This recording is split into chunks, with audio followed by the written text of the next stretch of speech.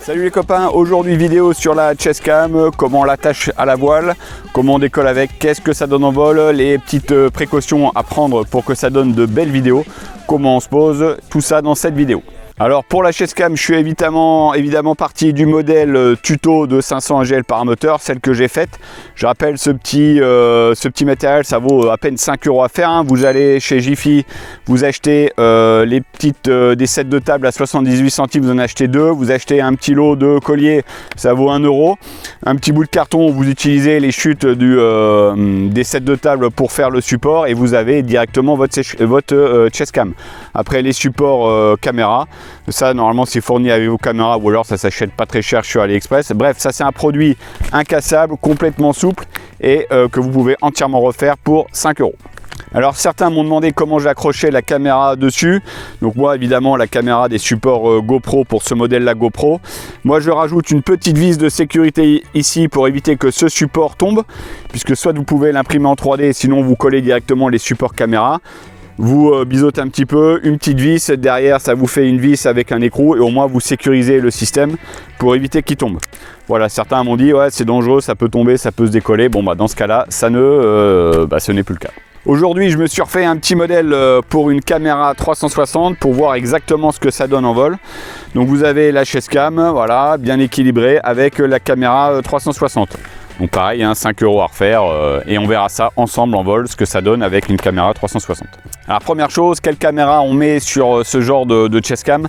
Alors moi je vous conseille une caméra qui vous permet de faire un grand angle, hein, parce que plus le champ va être petit, plus finalement votre visualisation va être restreinte. Donc moi je vous conseille d'avoir une caméra qui vous permet d'avoir un super view, un grand champ, peu importe le modèle. GoPro le fait très bien. Ensuite caméra 360, on va voir ce que ça fait directement live, j'ai jamais essayé donc on verra ça ensemble. Ensuite, une fois que vous avez la caméra, comment vous allez la fixer à la voile? Alors chacun a des méthodes. Dans le commerce vous trouvez un câble directement avec un Y que vous allez fixer directement à la voile. Moi j'utilise une autre méthode, je dirais qu'on peut laisser sur la voile à demeure. Donc moi j'utilise un fil élastique comme ça, un petit sando, ça vaut 1,50 € le mètre chez Monsieur Bricolage avec deux petits mousquetons. Et ces deux petits mousquetons, je vais les accrocher directement aux anneaux du bord de fil de la voile. Donc moi, je décentre un petit peu la chestcam pour deux raisons. Un, pour donner une vue un petit peu décalée. Donc ça donne une vue un petit peu différente que d'avoir une vue pile poil de derrière. Et surtout, ça évite d'avoir la caméra directement dans le flux du pilote. Que vous ayez le moteur ou pas, le pilote va générer des turbulences et en fait la caméra elle peut se mettre à vibrer. Je reviendrai dessus sur la longueur du fil, mais ça aussi ça dépendra de votre voile et de votre longueur de fil.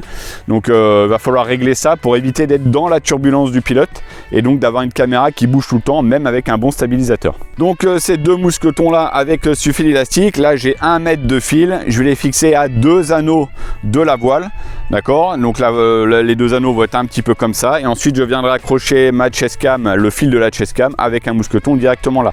Ça permettra à un mousqueton de la chestcam de se balader sur le fil et ça aura un petit effet élastique qui a deux raisons. Ça évite de tirer des grands coups sur la voile, surtout au décollage, et ça donne un peu de sécurité si d'aventure, ça m'est jamais arrivé, mais si d'aventure la voile ou quelque chose devait se prendre dans les suspentes, ça permet d'avoir un jeu quand même, un débattement assez important, on doit avoir bien 40 cm de débattement qui permet justement de ne pas bloquer quoi que ce soit dans la voile. Pour la caméra, moi j'ai un fil qui est fixe avec une résistance max de 30 kg, comme ça si on doit tirer fort dessus il cassera, mais j'ai pas un sando de 5 mètres dessus parce que je trouve que la caméra après elle a des mouvements comme ça et c'est assez désagréable.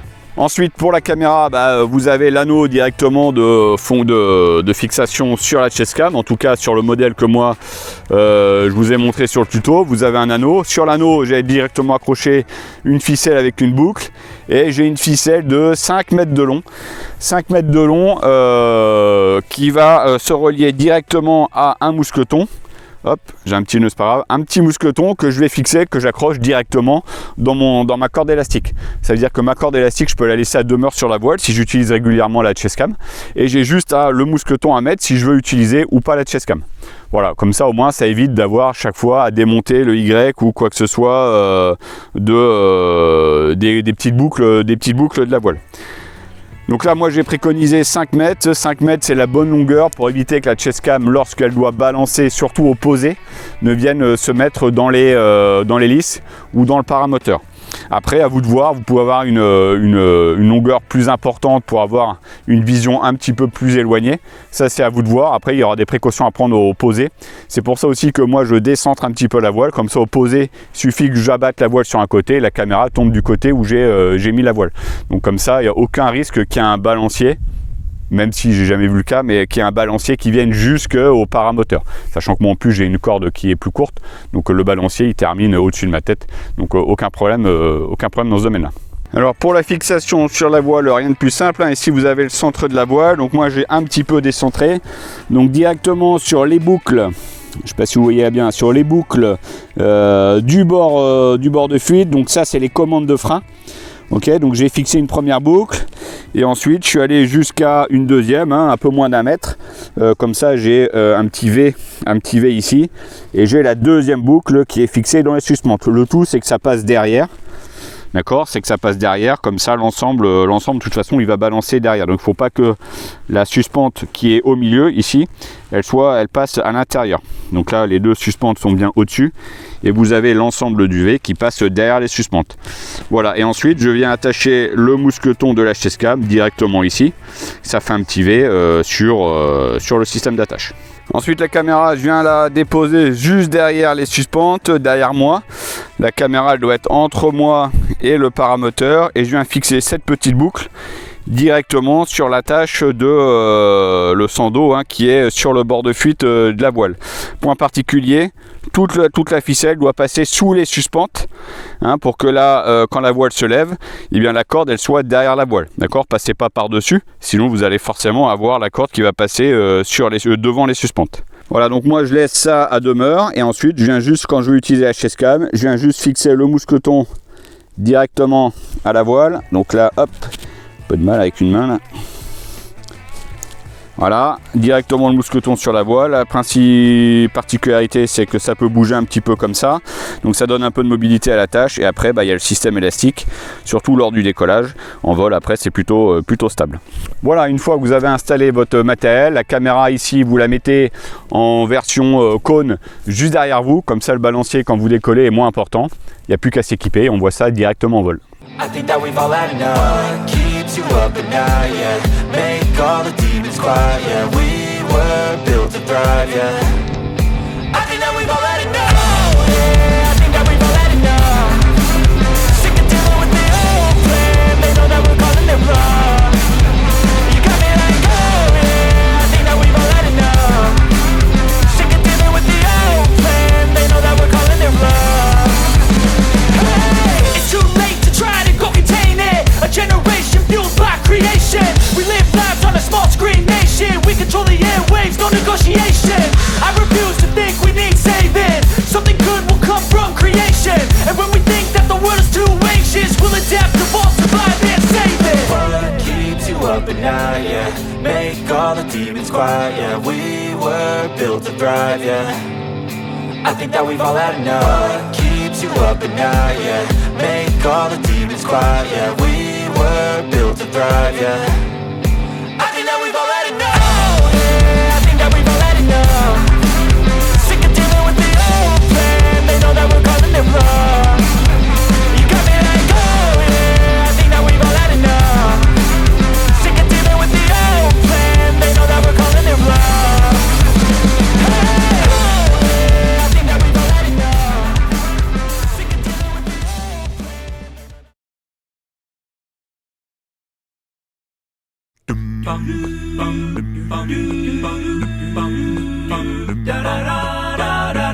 Almost heaven, West Virginia, Blue Ridge Mountains, Shenandoah River.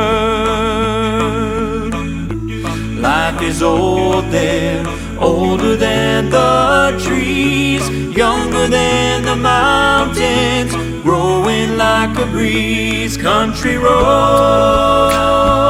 take me home to the place I belong.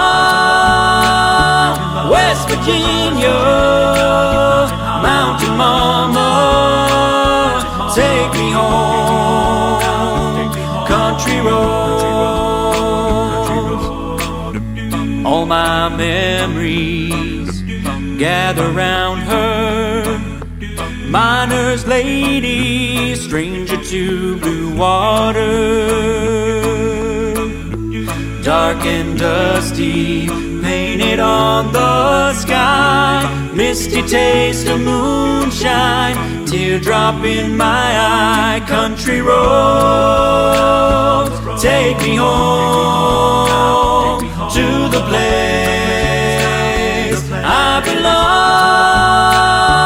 West Virginia, Mountain Mama, take me home. Country roads.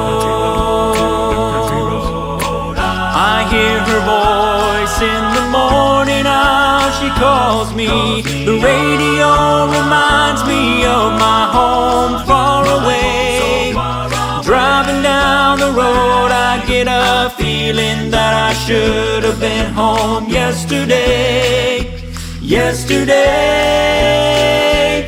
Country roads, take me home to the place I belong. West Virginia, Mountain Mama, take me home. Country roads, country roads, take me home to the place I belong. West Virginia, Mountain Mama, take me home. Country roads, take me home. Down country roads, take me home. Country roads. Donc voilà pour le vol. Donc en conclusion, rien de particulier. Le premier point le plus important côté sécurité, comme vous avez pu le voir, si vous respectez bien que le fil passe derrière les suspentes, et ben au décollage ça pose aucun problème. En vol, à moins de faire du vol acrobatique, la caméra reste toujours bien derrière. Donc il n'y a pas de risque particulier à utiliser une chestcam en vol. Côté réglage et turbulence, si la caméra vibre beaucoup, bah peut-être que vous êtes dans le flux du pilote. Donc deux solutions, vous pouvez jouer sur la longueur du fil, raccourcir ou rallonger un petit peu le fil, avec les conséquences qui va derrière. Ou alors vous pouvez décaler la voile, vous pouvez carrément mettre la voile presque sur le bord complet de l'aile. Comme vous avez pu voir, ça fait pas de déformation et on le sent à peine. Vous pouvez aussi jouer sur l'épaisseur du fil. Moi j'ai mis un fil relativement épais, noir et blanc, donc il se voit. Si vous mettez un fil plus fin, blanc, du style corde de cerf-volant, et bien en fait il va se confondre avec le ciel. Donc dans vos films, il se verra moins aussi qu'un fil un peu plus épais. Côté caméra, moi je vous conseille de mettre une petite protection ou au moins une vitre de protection sur la caméra. Si en vol et au décollage, globalement ça risque pas grand chose. Lorsque vous posez, forcément la caméra elle va retomber par terre. Si c'est de l'herbe ou quoi, bon ça risque pas grand chose. En fonction de la nature du sol, ça peut peut-être un petit peu abîmer la caméra. Donc si vous avez un bloc, un cache, une protection de caméra c'est pas mal. Sinon au moins des protections d'objectif, c'est toujours ça de plus pour éviter de rayer ou de casser un objectif. Et enfin sur le type de caméra, bon comme vous avez pu le voir, moi c'est la première fois que j'utilisais une caméra 360.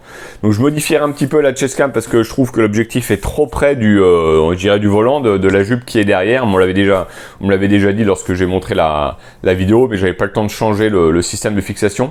Mais voilà, la plus-value de la caméra 360, c'est de pouvoir régler les zooms, les réglages, le cadre, l'environnement. Donc ça c'est vraiment pas mal pour faire des films.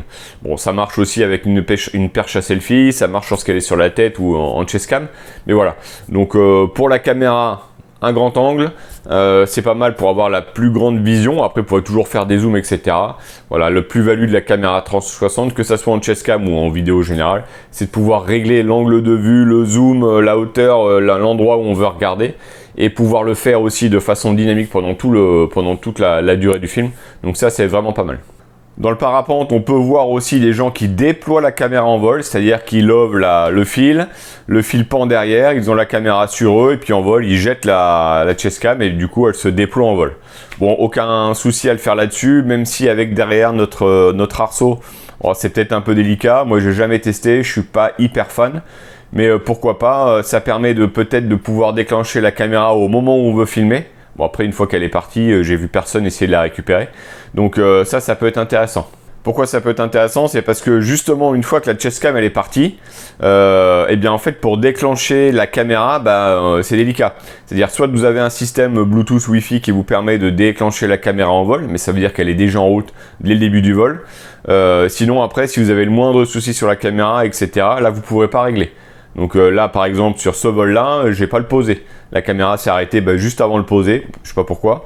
Problème de carte SD. En tout cas, je m'en suis pas rendu compte. Et c'est bien au posé que vous avez le résultat de votre vol. Donc ça, c'est aussi un domaine où le fait de la déployer en vol vous permet de garder votre caméra avec vous, de l'allumer au dernier moment. Bon, peut-être ça peut aider. Voilà pour le sujet de la chestcam. Donc côté sécuritaire, pas de grand danger à voler avec une chestcam. Pensez bien à mettre le fil derrière les suspentes. Si vous vous rendez compte que vous êtes trompé au décollage, vous avortez votre décollage et puis vous replacez votre chestcam. En vol, aucun souci. Si vous avez un petit doute, si vous ne savez pas si c'est intéressant d'utiliser une chestcam ou pas, faites ma chestcam côté tuto, ça vous coûtera vraiment pas cher. Comme ça, si d'aventure ça vous intéresse pas, vous n'aurez pas perdu beaucoup d'argent. Et enfin, c'est une façon de filmer, d'avoir des vues un petit peu différentes. Je trouve ça assez sympa. Donc après, je vous souhaite un bon vol et de bonnes vidéos. Country roads, take me home to the place I belong, West Virginia.